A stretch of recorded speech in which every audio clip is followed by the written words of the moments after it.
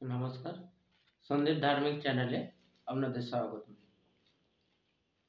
তা আমি আগের দিনে যেটি পাঠ করে শুনিয়েছিলাম, পঞ্চদশ অধ্যায় পুরুষোত্তম যোগ। আজকে আমি পাঠ করে শোনাবো ষোড়শ অধ্যায় দৈব সুর সম্পদ বিভাগ যোগ।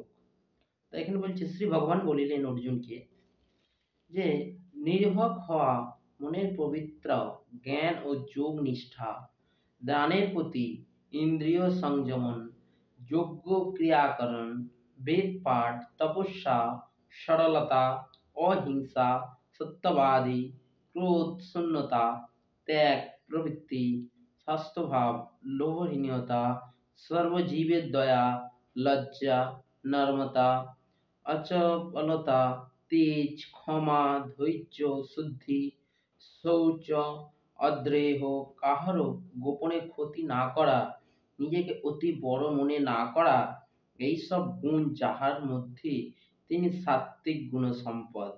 এইসব মানে যেগুলো বলে গেলাম, যেগুলো হচ্ছে কি ধৈর্য, শুদ্ধি, শৌচ, আদ্র বা নিজেকে যে অতি বড় মনে করা, সেইগুলো যেসব গুণ যাহার মধ্যে আছে তিনি হচ্ছে সাত্ত্বিক গুণ সম্পন্ন। হে অর্জুন, যে ব্যক্তি অসুর ভাব লইয়া জন্মগ্রহণ করে, সে স্বভাবে নিষ্ঠুরতা, ক্রোধ, দাম্পত্য, অভিমান ও অজ্ঞানতা এই সমস্ত ভাব লইয়া জন্মায়।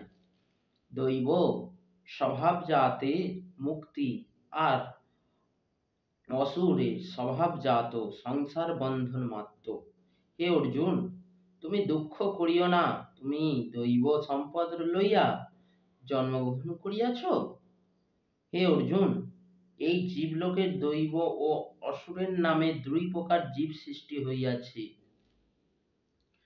এক হচ্ছে দৈব সৃষ্টির কথা সব বিস্তার করিয়া বহু বলিয়েছি, এখন অসুর সৃষ্টির কথা তোমায় বলিতেছি, শোনো।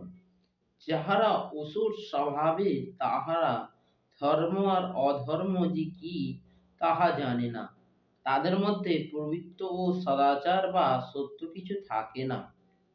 তাহারা বলে যে এই জগৎ মিথ্যা, ইহার কোনো ধর্ম বা অধর্ম নাই, কোনো ঈশ্বর নাই, স্ত্রী পুরুষ মিলন হওয়ার সৃষ্টি হইয়াছে। এই প্রকার দৃষ্টিভঙ্গিকে আশ্রয় করিয়া ইহারা জন্ম, ইহার নিষ্মনা ও অল্প বুদ্ধি সম্পন্ন কর্ম অতি উগ্র। ইহারা জগতের অহিতকারী, ইহাদের কামনা পূর্ণ হইবার নহে।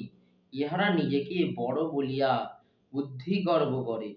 ইহারা মোহর বশে অসৎ কর্ম প্রবৃত্ত, ইহা নানা অসুচিতে অবস্থান করে। মরণকাল অবধি ইহারা কাম চিন্তায় ডুবিয়া থাকে। ইহারা কামভোগী সার বস্তু ভাবিয়া থাকে। শত শত আশা সদাই ইহাদের আবদ্ধ করিয়া রাখে।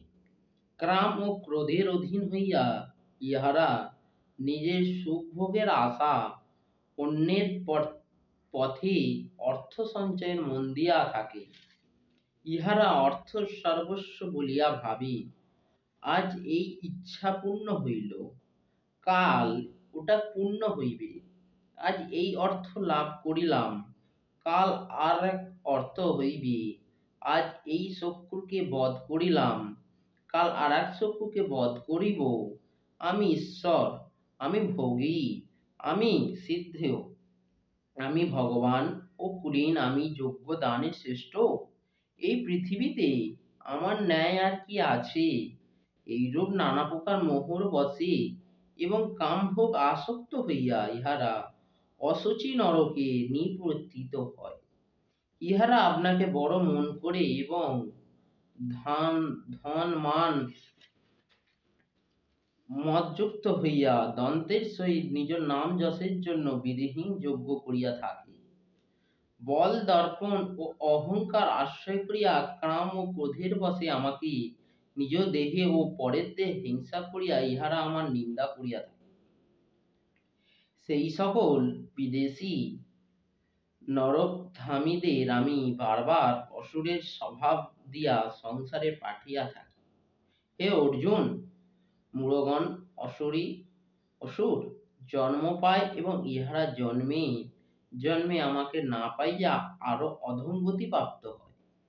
কাম, ক্রোধ, লাভ এই তিনটি নরক দ্বারা ইহা আত্মার নাশকারী, তাই এই তিনটিকে সদা ত্যাগ করিবে। হে অর্জুন, কাম, ক্রোধ, লোভ এই তিনটি হয় নরকের দ্বার।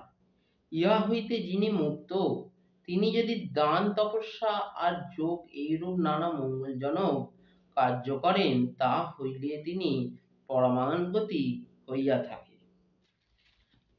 যে শাস্ত্রবিধি পরিত্যাগ করিয়া ইচ্ছামত কার্য করে, সে কখনো সিদ্ধিলাভ করিতে পারে না। ইহালোকের সুখ আর পরলোক তাহা কিছু লাভ হয় না। অতএব তুমি কার্য ও অকার্য বিষয়ে শাস্ত্রের কথা জানিয়া চলিও। উক্ত বিধান মতো কর্ম কিভাবে করিতে হয় তাহা জানিয়া তুমি সেইভাবে কর্ম করো। ইতি দৈব সুর সম্পদ বিভাগযোগ, ১৬শ অধ্যায়। তা এখানে শেষ হলো এই ১৬শ অধ্যায়। তা এরপরে আমি পাঠ করব গীতার মাহাত্ম্যটি। তা আপনারা অবশ্যই গীতার মাহাত্ম্যটি শুনবেন। তা গীতা মাহাত্ম্যটি না পাঠ করলে বা শুনলে গীতার পড়া মঙ্গলজনক হয়ে ওঠে না। তাই গীতা পাঠ করার পর গীতার মাহাত্ম্যটি শুনতে বা পড়তে হয়।